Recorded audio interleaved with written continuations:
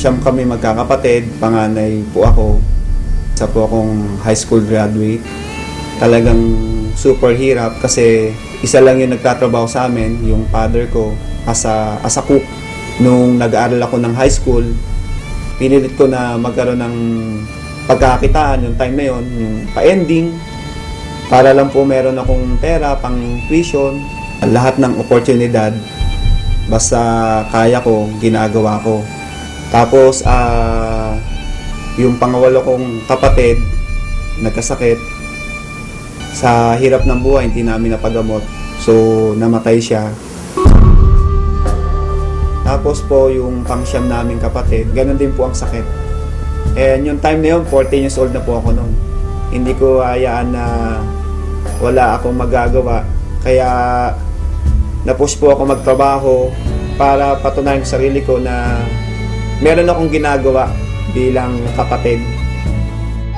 Marami sila magkapatid. Hindi kaya ng papa nila.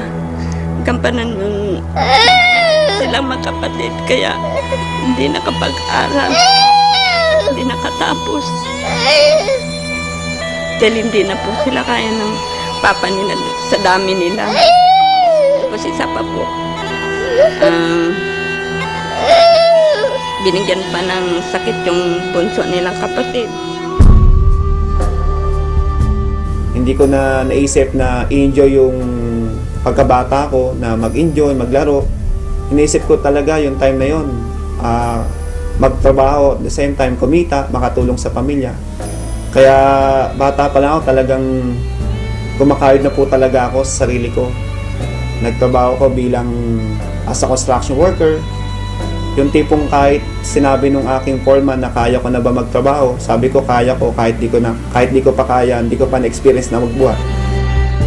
So talagang yung sipag nandun eh. Pero yung pagyaman, hindi ko talaga pwedeng makuha doon, ang lit ng income. Kaya nanalangin ako na sana merong opportunity na pwede pa akong kumita na mas malaki. At the same time, pwede kong makuha yung wala po ako.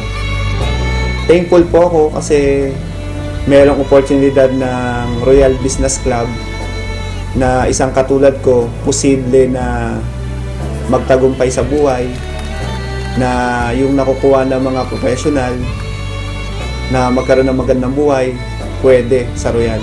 Ito po ang magbibigay sa akin ng chance na pwede kong maabot yung mga pangarap ko sa buhay. Binigyan po ako ng chance na makita po ang Royal para po makuha ko po yung mga pangarap ko na magkaroon ng magandang buhay. Hindi naman ganun kadali ang lahat. Yung mga kakilala ko ayaw maniwala sa akin. Yung mga hindi ko kakilala, sila yung ina-approach ko sa Royal. Kung nasan po ako, diba, sumakay ako ng bus, sumakay ako ng jeep, kumain ako. Tapos lagi po ako merong flyers. Talagang sabi ko, okay lang to. Talagang ginagawa ko na lang siya as a challenge para sa akin. Hanggang dumating sa time na merong taong naniwala sa akin. Ang maganda po doon, nakita nila yung pakisama ko. At ayun po yung naging dahilan para po gawin nila ang Royal.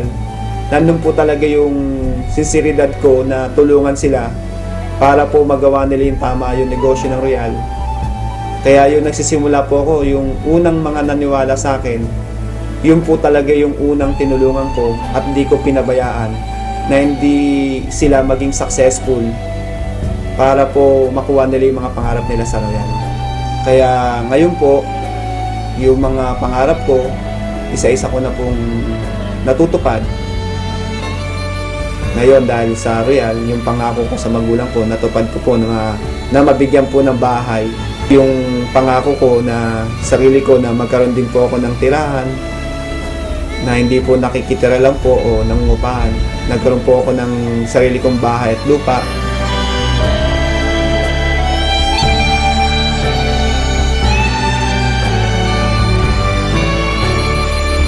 Dati, ang higaan ko, papag, kawayan. Pero ngayon, nakakutsyon na ako. Isang room. So, sa second floor, meron po tayong 3 room. Lahat ng nakita nyo po ngayon, lahat po yan katas po ng Royal. Tapos po, nagkaroon po ako ng pangalawang sasakyan, brand new. Yan ko, yung kulay white Montero, pangalawang sasakyan ko na nabili sa Royal. Tapos po, after 5 years, hindi ko po ito pinangarap, pero sabi nga sa Royal hindi po bawal managinip. So masasabi ko, itong pangarap na nakuha ko, ito po yung panaginip na pangarap. Pero dahil sa Royal, yung panaginip na pangarap ko nagkatotoo. Nakabili po ako ng sports car 911 Turbo Porsche.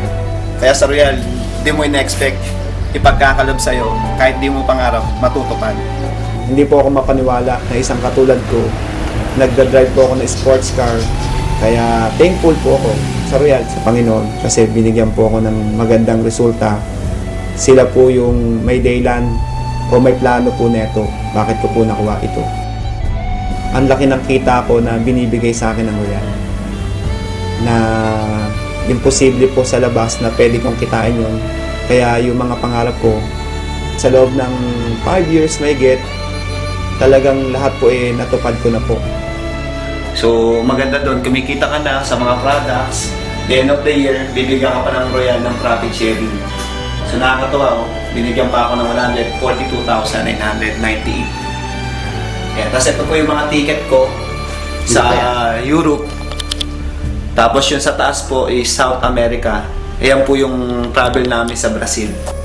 Ngayon lang po nangyari sa buhay ko to na makapunta ng iba't ibang bansa. Hindi po para magtrabaho, para lang po magbakasyon at sightseeing, mag-enjoy.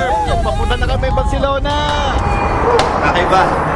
First time makapunta sa Madrid. Discover Madrid. Pantay-pantay sa Royal, na kahit high school graduate lang po ako, pwede kang maging top earner. Noong 2009, overall, naging top 1 po tayo. And 2010, naging top 1 uli. And 2011, naging top 1. Ako din po yung unang-unang na-recognize po ng Chairman Circle. At ako rin po yung kauna-unahan din po na nakapasok din po sa Movers and Shakers. We know today that it is Mr. Arnel Salazar who made it first in the Movers and Shakers circuit. Para sa lahat, at lalo na sa mga katulad ko rin, tuloy lang kayo sa ginagawa natin sa Royal. Pagsipagan lang natin kasi naniniwala ko na sa Royal Business Club na po tayo. Ito na po yung right vehicle. Darating po yung time, magugulat na lang po kayo, nandyan na lahat po yung pangarap natin. Sa lahat ng ginagawa natin, sa lahat ng paghihirap na ito, bandang dulo, expect nyo, meron din pong naghihintay na magandang resulta.